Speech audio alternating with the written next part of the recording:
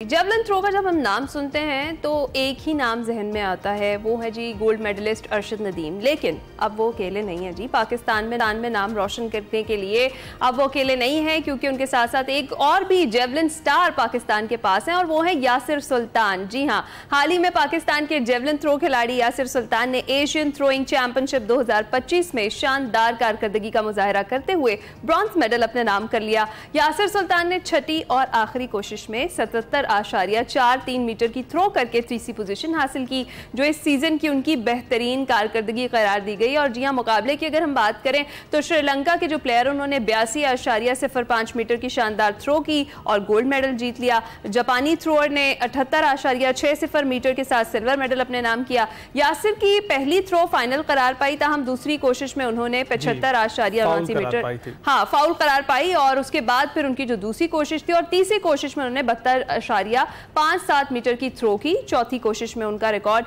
72.88 metre रहा, जबकि पांचवी थ्रो भी फाउल हो गई। ताहम छठी और आखिरी थ्रो में उन्होंने बेहतरीन कारकर्दगी दिखाते हुए 77.43 मीटर की थ्रो की और ब्रॉन्ज मेडल जीत लिया। यासिर सुल्तान गुज़िश्ता बरस इसी चैंपियनशिप में सिल्वर मेडल अपने नाम करके लाए थे पाकिस्तान के लिए, इस बार उन्होंने मेडल जीता है। हमारे चैंपियन थ्रोअर यासिर सुल्तान स्टूडियोज में हमारे साथ मौजूद हैं, उनसे बात करते हैं। Yasir, thank you very much हमें ज्वाइन करने के लिए। कैसे हैं आप? अल्हम्दुलिल्लाह, शुक्र अल्लाह का। आप सुनाएं। यासिर, पहले तो बहुत बहुत मुबारकबाद, ब्रॉन्ज मेडल आपने जीता है, कैसे जज्बात हैं?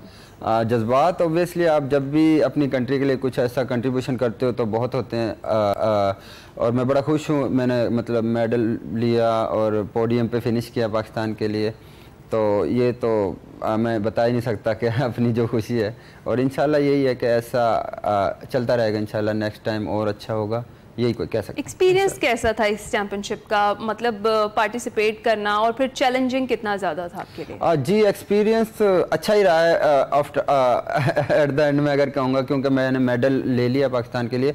लेकिन अगर जो चीज़ें थी, कुछ चीज़ें हमें उधर डिस्टर्ब हुए हैं कि वेदर थोड़ा सा काफ़ी चेंज था। अच्छा। क्योंकि हमें 1-2 दिन पहले गए थे, इतना ज़्यादा हमारा उधर नहीं यूज टू होते वेदर का, तो वो चीज़ें इफेक्ट करती हैं।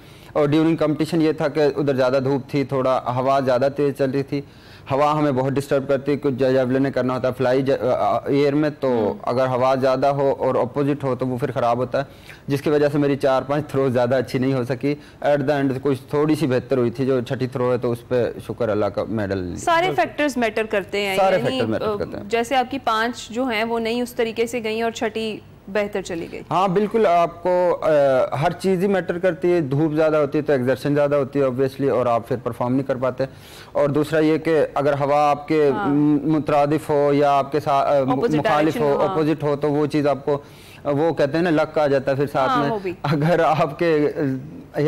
आपकी साइड आती है तो अच्छी थ्रो हो सकती है, अगर अपोजिट है तो वो ऑब्वियसली आपके लिए नुकसान है। अब लोग बड़ा इसको जो है ना अप्रिशिएट करने लगे हैं। पहले तो लोगों की तवज्जो कम थी, लेकिन आप लोगों के आने के बाद बहुत अप्रिसिएशन मिलने लगी है और बहुत सारे लोग जो है ना उनका रुझान भी बनने लग गया है। आपका रुझान कैसे बना?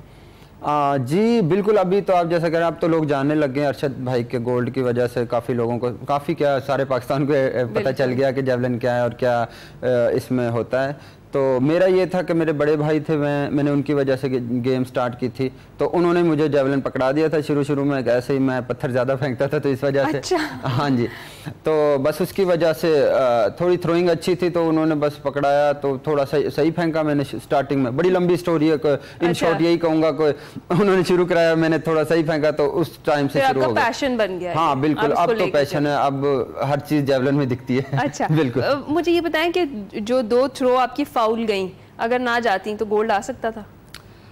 नहीं, ऐसा नहीं होता कि जैसे पहली थ्रो की आपने बात की फाउल थी, वो मैंने खुद फाउल की थी। इसमें आप खुद भी कर सकते हो अगर आपको लगता है आपकी थ्रो अच्छी नहीं हुई, क्योंकि ऑन रिकॉर्डेड जब आ जाए तो वो सब सारे देखते हैं। जब फाउल हो जाए तो सिर्फ फाउल ही काउंट होता है, तो वो इतनी अच्छी नहीं हुई थी मेरे से, मैंने वो खुद फाउल की।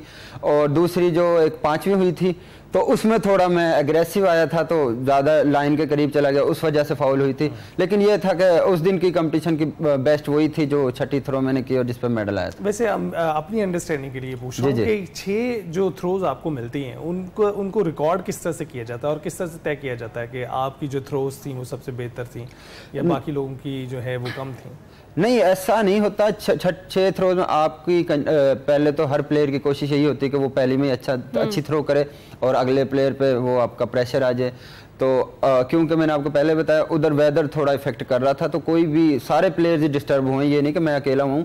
श्रीलंकन था, वो मेरा बड़ा अच्छा दोस्त है, उसकी 86-50 बेस्ट थ्रो है, तो वो भी नहीं कर सका, उसकी एक थ्रो 82 हुई है। और जापान वाला भी वो फिर भी अपनी अच्छी कर गया क्योंकि उसकी अराउंड अपनी पीबी के करीब उसने की है। तो बस अपना यही होता है कि जिसमें भी लग जाए, लेकिन क्योंकि जेवलिन ऐसी चीज़ है, इसमें हर थ्रो में आप परफेक्टली नहीं लग सकते थ्रो, और ना ही हर थ्रो में आपका जोर लगता है। तो जो आपका लक साथ हो और जिसमें आपकी एफर्ट पूरी लग जाए, वो आपकी बेस्ट थ्रो होती है उस दिन की। अच्छा, बिल्कुल ठीक है। अच्छा, ये बताएं कि जिस तरह से अभी हम देखते हैं जेवलिन थ्रो में अरशद ने भी लेगेसी बना दिया माशाल्लाह, आप भी उनके शाना बशाना चल रहे हैं, क्या फ्यूचर गोल्स क्या हैं? कौन सा ऐसा कंपटीशन है या कोई चैंपियनशिप है जिसमें पार्टिसिपेट अब आपने करना है, इसकी तैयारी कर रहे हैं? हाँ बिल्कुल, अब तो ऑब्वियसली अभी जो हमारा जो अभी अरशद तो अभी नेक्स्ट ईयर वर्ल्ड चैंपियनशिप पे जा रहा है मेरे ख्याल से, और अब मेरा जो है नवंबर में वर्ल्ड इस्लामिक गेम्स हैं जो नियर टू 2 महीने रह गए तकरीबन, उसकी तैयारी करनी है और उसी की कर रहे हैं फिलहाल, वही है। और जो अगर हर प्लेयर के आप मेन कहोगे, लॉन्ग टर्म गोल कहोगे, तो वो ओलंपिक्स होता है इंशाल्लाह। मैं मेन फोकस वो है कि मैं 2028 के ओलंपिक्स में पार्टिसिपेट। और नेशनल लेवल पे तो आप सर फहरिस्त जा रहे हैं? हाँ जी, नेशनल में अभी 2-3 साल से मैं नेशनल चैंपियन हूँ, नंबर 1 हूँ पाकिस्तान में, क्योंकि अरशद भाई नहीं खेल रहे होते। तो बाकी ये है कि अभी मेन चीज़ ये है कि मैं अपनी थ्रो इम्प्रूव करूँ, क्योंकि अभी वो किस तरह से करते हैं आप लोग? क्योंकि ये दिखाई ये देता है लोगों को कि आसान है कि आप थ्रो करते हैं, लेकिन ये पूरे का पूरा जिस्म आपका मुतहरिक होता है इसमें, और अगर आपके कुछ मसल्स वीक हों तो ये थ्रो उस कदर दूर नहीं जाएगी जहाँ तक आप पहुँचाना चाह रहे हैं। तो उसके लिए कोई वेट ट्रेनिंग भी होती है, कोई फूड भी आप लेते हैं?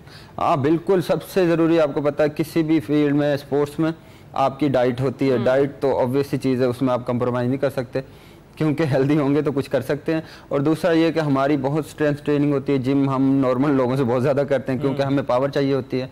और फिजिकल फिटनेस ऑब्वियस सी बात है, अगर आप फिट नहीं होंगे तो जेवलिन में जैसे मैं गिरता हूँ या ऐसे थ्रो करूँगा तो कोई ना कोई दर्द निकलेगी। तो इंजरीज से बचने के लिए फिट। इंजरीज होती भी हैं, आप लोगों को बहुत इंजरीज होती है। अभी अरशद साहब भी अपनी इंजरी से, आप भी अभी अपनी इंजरी से निकलने के बाद आपने। हाँ जी बिल्कुल, इंजरीज तो हर पार्ट ऑफ गेम में, ये तो मसला नहीं है। तो लेकिन उसके बाद फिर मतलब रिकवरी एक फेज होता है, वो टफ होता है बहुत ज्यादा। हाँ, रिकवरी सबसे टफ, वापस अपने उसी स्टैमिना को मेंटेन करना जो बिल्कुल ऐसा ही है कि अगर आप किसी वजह से इंजर्ड हो गए, उसको अपने आप को स्टैंड करना दोबारा से, ये सबसे बड़ा टास्क होता है। जैसे 2022 में मुझे फ्रैक्चर हुआ था पाँव का, तो उसके बाद एक ऐसा था कि पता नहीं दोबारा कभी होगी कि नहीं थ्रो।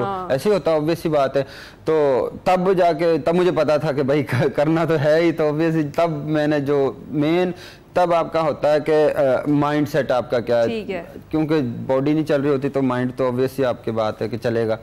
तो अभी दोस्तों में कितना रुझान देख रहे हैं? क्योंकि भाई ने तो मुतारिफ करवा दिया आपको जेवलिन से, लेकिन अब आप किन किन लोगों से जो है बातचीत करते हैं और क्या सोचते हैं कि आने वाली जो नस्ल है उसमें इस टैलेंट को किस तरह से पनपे?